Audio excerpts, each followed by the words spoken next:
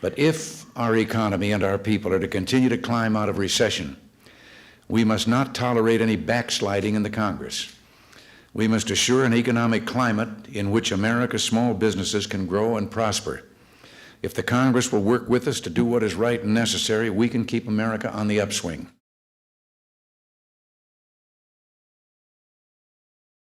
The Vice President of the United States.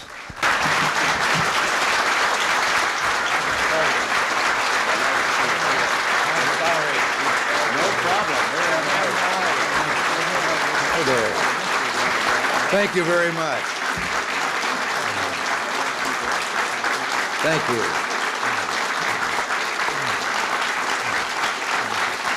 Please.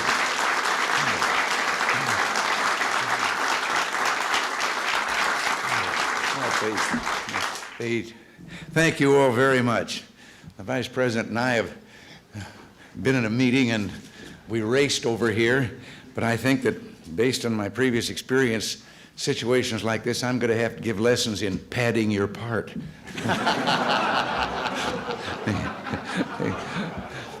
But I'm sending to Congress today our second annual report on the state of small business. The report was prepared by the U.S. Small Business Administration, which under the leadership of Jim Sanders and Frank Swain is doing more than ever to assist and counsel America's small businessmen and women. I really think that that line should be the men and women of America's small business. But I'd also like to introduce Faith Whittlesey, my new assistant for public liaison. Would you stand up and see?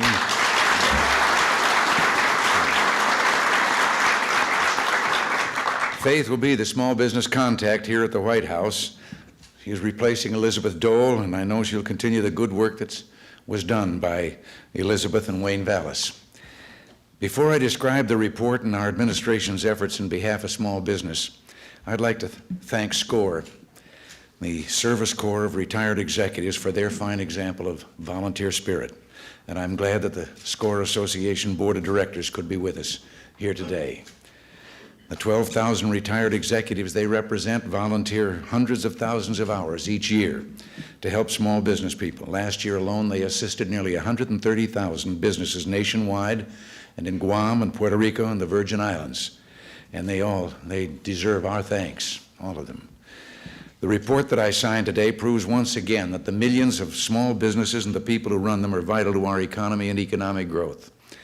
They carry on a tradition dating to the foundation of our country, a tradition of national strength deriving from the ingenuity, the independence, and individual liberty of our people. Our small business owners demonstrate through free enterprise that our national well-being is dependent on individual freedom to pursue our hopes, our dreams, and our creative ambitions. As the report shows, small businesses contribute significantly to our daily lives. Almost half of all private employment is in small firms, and small businesses create more than half of all the new jobs and are an important source of new products and technologies. As business and civic leaders in their home states and towns, small business men and women improve the quality of life for all Americans. Our economic recovery program was designed to strengthen the contributions of small business by reducing the heavy economic burdens weighing it down. Runaway inflation, high interest rates, high taxation, and excessive regulation. We already have accomplished much, and I'm confident we'll see more progress in the months and years ahead. But if our economy and our people are to continue to climb out of recession, we must not tolerate any backsliding in the Congress. We must assure an economic climate in which America's small businesses can grow and prosper. If the Congress will work with us to do what is right and necessary, we can keep America on the upswing, ushering in a bright new age of lasting prosperity to outshine any other in our history, and that is the goal. Already the inflation, which had driven up small business costs and eroded profits, has dropped to a third of its former rate. For the last 6 months, inflation has risen at an annual rate of only 1.4%, the lowest 6-month rate in 18 years. The towering interest rates that once forced so many small businesses to close also have dropped dramatically. The prime rate, as high as 21.5% 2 years ago, is 10.5%, and we'll get it lower. Far fewer regulations are being imposed on small business as we've cut regulatory growth by a third, and that's under a task force headed by the Vice President. We've broken through tax barriers to capital formation and investment and virtually eliminated estate taxes for a surviving spouse. And our tax indexing provision and individual tax rate cuts will make it easier for small business owners to fund and maintain their companies.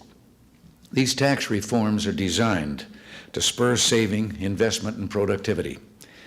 There's an old economic axiom still true today that says if people are not allowed to earn more by producing more, then more will not be produced.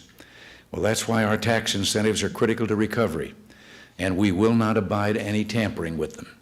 The third year of the tax cut, scheduled to take effect in July, and tax indexing will benefit small business people and average working families the most.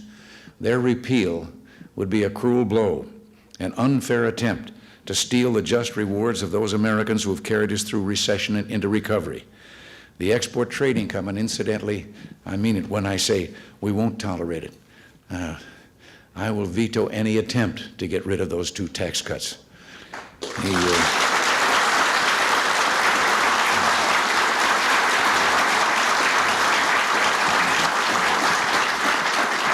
The Export Trading Company Act I signed last fall will also help small firms compete in foreign markets.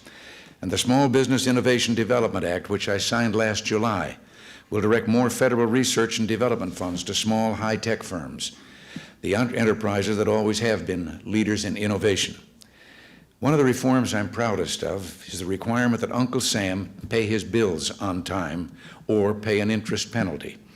This obvious and overdue improvement in the way government does business will help the many small firms with federal contracts. And speaking of doing business with the federal government, we've expanded the amount of federal procurement going to small business, especially firms owned by minorities and women. Last year, almost $45 billion in federal procurement went to small companies, and that's an all-time record. As you can see, this administration is dedicated to restoring and preserving a free market environment in which small businesses can grow, create jobs, and earn the healthy profits that benefit us all.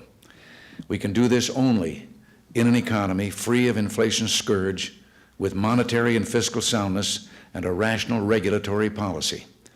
But already, liberals in the House have proposed a budget that would undermine the improving economy with a frontal assault on the policies that have got America on the mend.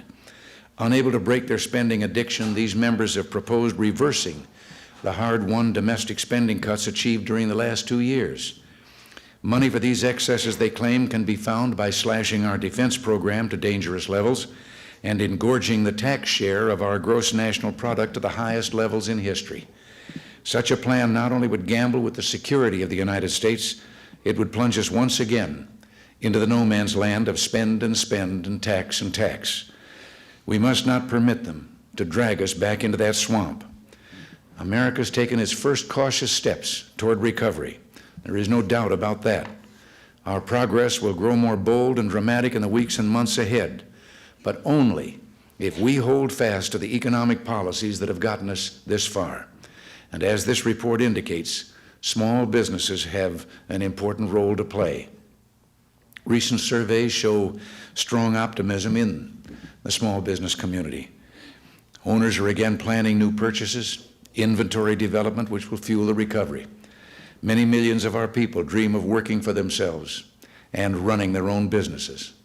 It's risky, to be sure, as you well know, but those dreams reflect the imagination, the daring, and the creativity that has brought so much progress and made this nation so great.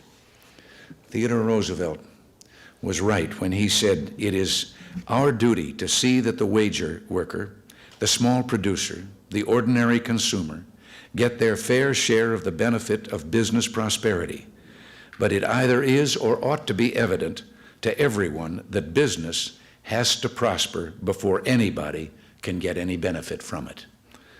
Well, generation after generation of hardworking Americans have understood that truth and used it to build the most prosperous nation on earth. As I sign this report today, let us remember that success for small business and for America is one and the same. I call on the Congress to work with us to hold down spending and protect the people's tax cuts. Let us remember that prosperity, like profits, must be earned. It'll never come as a gift from government or anyone else. If we return incentives to risk takers and entrepreneurs, we'll free our people to create good times ahead, restoring hope and opportunity for everyone. And now, I'm going to quit talking and start writing and send this to Congress, this State of Small Business report. I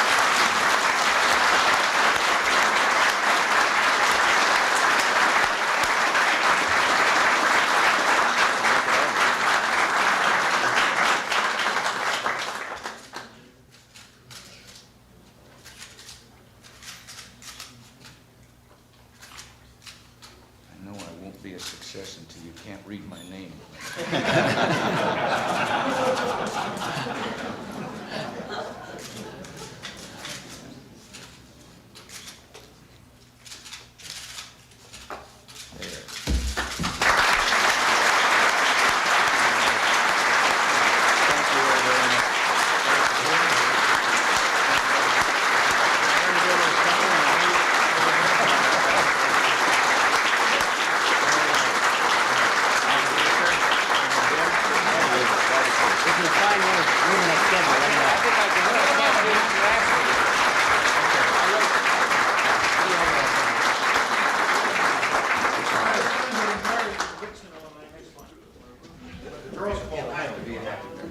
God love you, Mr. President.